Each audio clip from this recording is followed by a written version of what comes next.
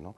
Es decir, forma parte de nuestro mecanismo de funcionamiento psicológico ver fuera de nosotros lo que tenemos dentro. Ustedes ya lo saben, ¿no? El cristianismo lo ha repetido, que el que es malo ve malos por todas partes, ¿no? Y dicho en términos populares, cree el ladrón que cree, que todos son de su condición, exactamente. Entonces, en términos generales, como les digo, los seres humanos tendemos a ver fuera lo que llevamos dentro, en este fenómeno que yo denomino de inversión direccional, que es algo más amplio que la proyección de los psicólogos, ¿no? Y a raíz de este mecanismo que hay en nuestra mente, los seres humanos también tendemos, por un lado, a ofrecer a los demás lo que en realidad necesitamos para nosotros. Y fíjense ustedes, si pueden fijarse detalladamente en algún caso que tengan cercano, cómo la persona que necesita ternura, en lugar de buscarla, trata de ofrecer ternura a los demás, que de una forma inconsciente lo que espera es recibir ternura para sí mismo, ¿no? El que está perdido en este mundo, como Bush, por ejemplo, se dedica a tratar de poner orden en la vida de los demás seres humanos y de los demás países. Y por esta misma ley de la inversión direccional, otro fenómeno que sucede es que cada ser humano suele exigir a los demás aquello que él no puede dar. O sea, la persona rígida exige que los demás sean comprensivos y flexibles. La persona fría exige que los demás sean tiernos, sean cálidos y sean amorosos. La persona miedosa, por ejemplo, exige que los demás tengan temple y sean valientes y arrojados. Entonces, con la atención sucede exactamente lo mismo. La sensación que tenemos es de que nosotros mismos dirigimos la atención hacia los distintos objetos o procesos externos o internos que nos llaman la atención, pero en realidad es completamente al revés. Es decir, nos están robando permanentemente la atención. Perdón. Dicho en otras palabras, ¿no? En general pensamos que somos nosotros quienes dirigimos la atención, pero en realidad es de fuera que nos roban esta energía vital o esta vitalidad que es la acción de atender hacia. Y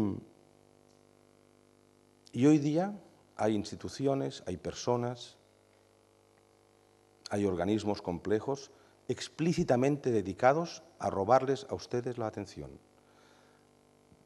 La atención, repito, es una actividad y como toda actividad implica un cierto tipo de energía o de vitalidad, ¿no? No me gusta mucho usar la palabra energía porque se usa en contextos muy distintos y está mal definida en general. Pero hecho este paréntesis, toda acción, todo proceso necesita algún tipo de energía que lo mueva. Y atender hacia, o sea, dirigir mi atención hacia algún objetivo, también es poner parte de mi energía en este objetivo, proceso o persona al cual estoy atendiendo.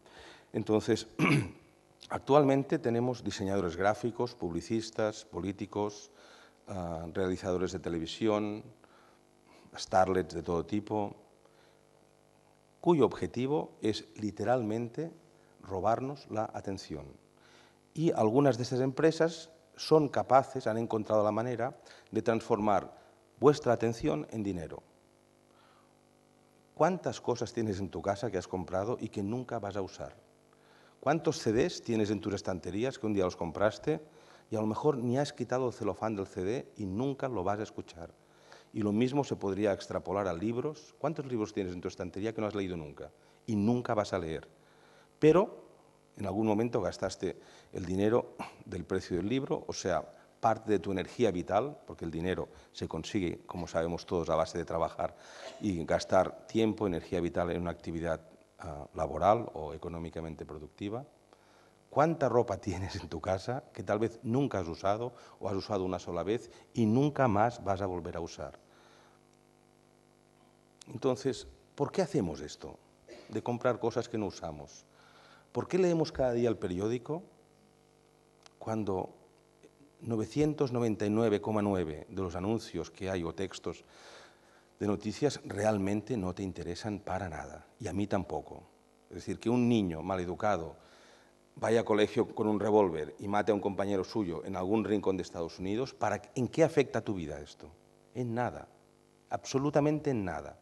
En cambio, de alguna forma el periodista te lo presenta de manera que te está llamando la atención y estás atendiendo a esta noticia como si tuviera realmente algo que ver contigo. Y a lo mejor hasta te asustas, te admiras y luego pasas media hora hablando con el compañero de trabajo de este asunto del niño que entró en un colegio en algún rincón perdido del oeste norteamericano y mató con un revólver a otro niño del colegio. ¿Para qué gastas tu tiempo en esto?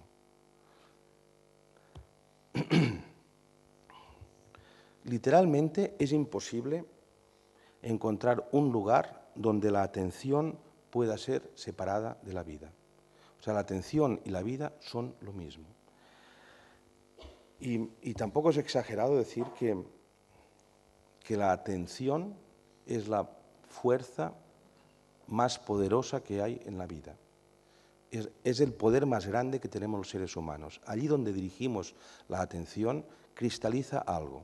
Digamos, en términos de ciencia exacta, y hace varias décadas que Heisenberg y otros físicos teóricos posteriores a la Segunda Guerra Mundial lo pusieron de relieve, ¿no? Y cada vez, con toda esta famosa física cuántica que ahora llena páginas y páginas, se ve la intención y la atención del observador construyen la realidad, y no solo a nivel psicológico, sino también a nivel material. Entonces, la atención y la intención, como os digo, son los dos pedestales sobre los cuales evoluciona el ser humano. Y esta evolución puede ser voluntaria o puede ser involuntaria. Había uno de los últimos grandes místicos indios, Sri Ramana Maharshi, digamos, a raíz de la obra del cual han surgido multitud de aplicaciones en nuestra psicología, en nuestra psicoterapia, en nuestra filosofía contemporánea. Entonces, Ramana Maharshi, como os digo, fue probablemente, no soy experto en misticismo indio contemporáneo, pero si no el último, uno de los últimos grandes místicos que ha habido en la Tierra. Y él decía con frecuencia que todas las posturas yógicas de meditación, todos los ejercicios de respiración, de concentración, etcétera, existen para un único propósito, decía, que es ganar control sobre la atención. Y literalmente decía, cuando se puede controlar la atención, estos ejercicios se hacen innecesarios ya. O sea, el ser humano ha conseguido dominar aquello que le es fundamental, que le es esencial. El problema más grave es que los seres humanos nos dispersamos nuestra atención y no nos damos ni cuenta de ello. Entonces, cualquiera de vosotros, o yo también, naturalmente, entramos en cualquier gran almacén con todos los brillos que nos están llamando la atención, de los escaparates de perfumes, de ropa rebajada, de discos, de utensilios domésticos. ¿Y qué pasa? ¿Qué os pasa a vosotros y a mí? Que entramos sin intención de comprar nada, o tal vez de comprar algún útil doméstico que necesitamos, unas tijeras para las uñas. Y generalmente, si llevamos dinero en la cartera o una tarjeta de crédito, salimos con una bolsa del Corte Inglés llena de objetos que hemos comprado, de libros. Es que aquellos pantalones que estaban de rebaja eran justos, pero ¿los necesitas o no? No, pero estaban de rebaja y me llama tanto la atención que justo hoy que he entrado me los he encontrado de rebajas. Y la atención en este sentido también es una forma de vitalidad o una forma de energía muy próxima al misterio mismo de la vida. De ahí también la fundamental importancia que tiene.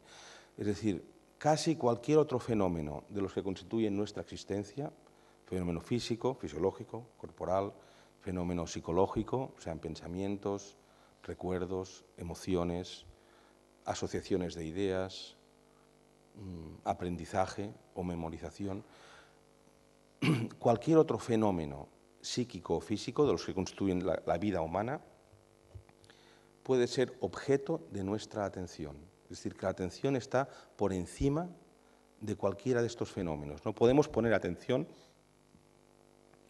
a cómo pensamos, podemos poner atención a cómo sentimos, ¿no?